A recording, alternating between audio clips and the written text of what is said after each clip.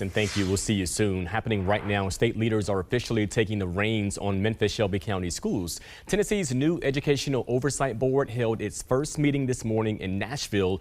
It all was created after lawmakers found the district failed multiple benchmarks for academic performance and stability. Action News 5's Garner Montgomery has been listening in all morning and is live in the newsroom. And Garner, what's being discussed right now?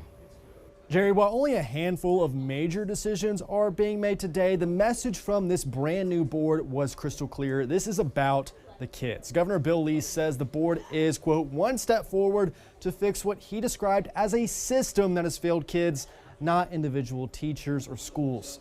Members elected former MSCS board chair Billy Orgel as chair, with Shanae McKinney as vice chair and Nisha Powers as secretary.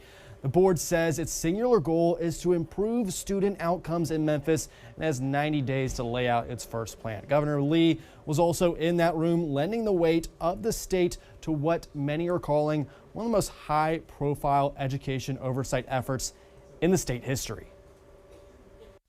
This is a moment in time. It's not the answer. It is one step forward in another effort to continuously create improvement. The board also discussed its committee structure today, covering everything from academics, finance, to technology and community engagement. The real work begins July 1st when the board begins to focus on what's next for MSCS, including a forensic audit of the district. The board's one-year leadership term runs through June 30th of next year, so Billy Orgel will be serving for the next year starting July 1st as chair. Reporting live in the newsroom, Garner Montgomery, Action News 5.